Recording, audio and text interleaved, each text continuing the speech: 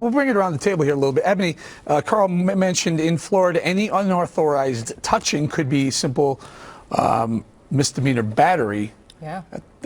That's not a very high bar to clear. No, it's not, Eric. You know, it's an intent crime. It's a misdemeanor, so not a felony we're talking about. And here's what we know. Certainly, this it's an intent crime. It is there has to be some. There has to be some intention behind it, and this is where it gets interesting, right? I'm going to circle back to this. Let me just legally geek out for 1 second here. Okay, so Corey hasn't been convicted. He still has his day in court. He's innocent until that time that he's proven guilty. But I want to say this: we know for the fact that law enforcement has actually brought charges now, criminal charges, that they had to have probable cause, because you can't bring charges without it. Probable cause, that's a different standard of proof than beyond a reasonable doubt. It says more probable than not, 51% likely, I'll say, that indeed he did the crime alleged. Law enforcement, they released a statement, and they said they relied heavily on the video provided by the Trump organization, okay? And it looked very similar to Michelle's account of what happened. They take those together with other eyewitness testimony, and they find probable cause. So that's why we have at least charges at this point. Now, when it comes to defense, what are they going to argue? Because the tape looks, for many people, like, okay, there's a clear touching there. You argue the intent, Eric. You say, well, maybe I brushed up beside her, maybe I even grabbed her, but this was the reason why. It was not to harm or damage her. Corey's got a little bit of a problem from a defense standpoint. To me, if he was my client, I would be frustrated with the tweet that he sent out immediately following the event that said, I didn't touch her, because now you're denying something that factually looks in conflict. Dana, what the optics of it right now? What should they be? What should the Trump campaign be doing? Well, they should have done the right thing from the beginning, which is he should have apologized, and then it maybe would not have escalated. But it's never wrong to do the right thing. And apologizing for something like that in the middle of a scrum, I think that would have been possibly acceptable to her. But when the first reaction is to lie about it and say it never happened, and then to try to smear her reputation. I mean, Donald Trump just said in his interview on the plane that it's unfair to Corey Lewandowski. Well, why is it fair to Michelle Fields to smear her reputation? She lost her job. Or she resigned, but it was basically because Breitbart didn't back her up. There are other things that she lost out on. The other thing from an optics standpoint is if you're the Trump campaign and you know that you have a vulnerability with women and your numbers with women are going down, one, your instincts were to smear a young woman. Two, is to lie about it. And three now is to suggest that she's still in the wrong. I would say at this point you should cut your losses, because your track record of the last month with women is not going to get any better if this kind of things continues. Greg? Yeah, I mean, if this were The Apprentice, Donald Trump would have fired Corey before he fired Kevin Jonas. That's how bad Corey is. I mean, so it tells you that Trump somehow has standards that are higher for a TV show than he has for his own presidency. Back in Iowa, I expressed outrage over Corey Lewandowski's intentional intimidation of people at Fox News, the threats he was making. You better do this or watch out.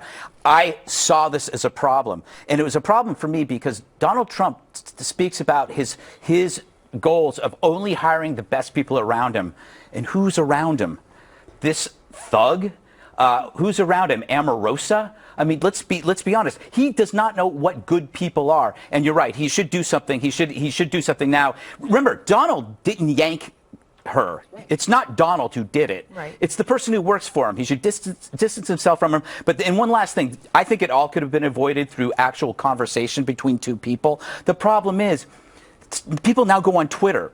So Michelle went on Twitter and her boyfriend went on Twitter, but they went on Twitter because who revolutionized going on Twitter for grievances? Donald Trump.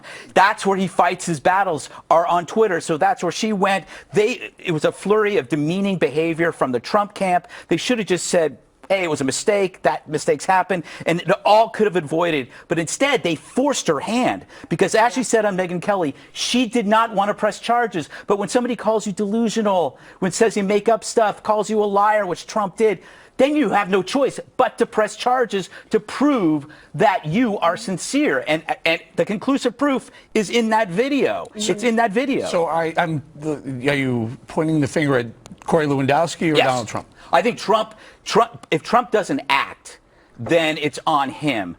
And he's got to show that But he already has. Yeah, I know. That's the sad thing. But he has he should, if he wants to be president, you have to have the temperament. You can't have thugs around you. Right. You can't. Let me ask you this, Judge. Respond to that if you want. But do you remember about 6 months ago, It was a Rubio campaign advisor who punched a Rand Paul campaign person in the face on tape. They had it, and it was the state of Michigan, and Michigan dropped it because there wasn't enough there. They to didn't prosecute. find Anybody probable deny it, cause. though? Right. Yeah. No, nobody It was on lied tape. it. Yeah, yeah. Nobody This lied. is it. on tape. But the problem here is you have a guy running for president who's the front runner who's backing up a guy who lied. I mean, Corey said he didn't touch her. At one point, I think he said he never met her, he never touched her. So once he's put that out there and that is determined to be a lie, I don't understand how Donald Trump isn't apologizing, because he obviously believed someone who told a lie. That's not what we're seeing on tape. There's footage of it. And at this point, from a political perspective, this guy is a huge liability. This does not help Donald Trump. I don't care about those people who are retweeting him and saying, yeah, Donald. Anyone with eyes who sees the video knows that this guy lied and you're backing him up. So you want to be a big man and say, you know what? This is not the story I heard. This is not how it went down. And have the guts to fire this guy, because obviously he doesn't have the guts to resign himself. Would anyone disagree with Corey Lewandowski now saying, you know what, it was busy, it was a media scrum, I was trying to get the candidate out. Where's the There were apology then? So if he said in the aftermath, I saw the video, you know what, it happened, I apologize, would that...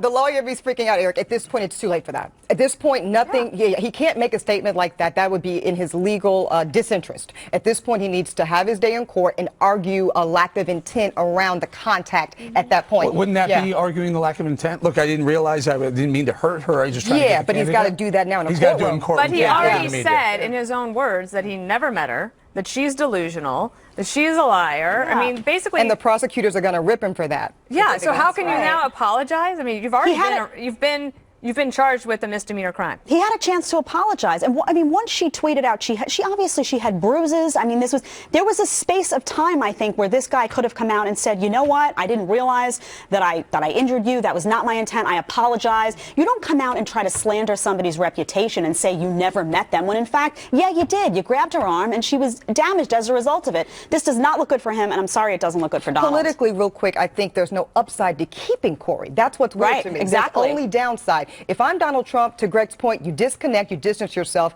As we were saying earlier, I'd rather cut off a toe than have to cut off a leg later. All right, let's do the politics on this. Yeah. Wisconsin's huge. Both of them want. If Donald Trump nails down Wisconsin, his path is clear. If he doesn't, Ted Cruz can make a case that it's less clear. Will this affect Wisconsin? Well, I don't think it helps. I don't know how much people will necessarily be paying attention to it. And Donald Trump's there trying to talk today about jobs and the economy. One of the things that you want in a campaign is you want like a clear runway so that you can focus on your message, and you should focus relentlessly on jobs and trade if you're going to be in Wisconsin.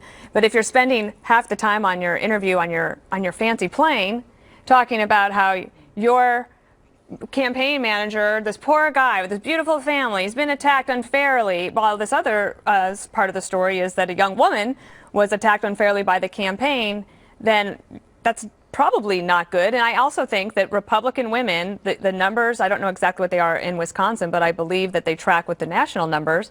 The Republican women, about 37% were saying, okay, he could be our guy in the future.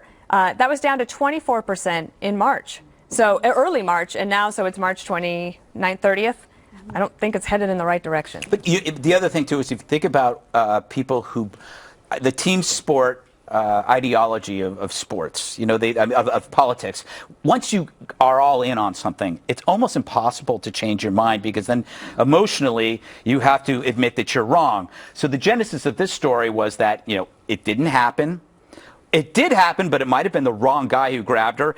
How could it happen? There's no tape. Oh, there's tape, but it was nothing. Wait, new tape shows that it's more than nothing. Well, then maybe she deserved it because of the scrum of the reporters. No matter what happens, there will always be a strong, vocal, supportive group of Trump supporters who will say, Yeah, but you know what? A lot of those people, what bugs me is a lot of people supporting Trump.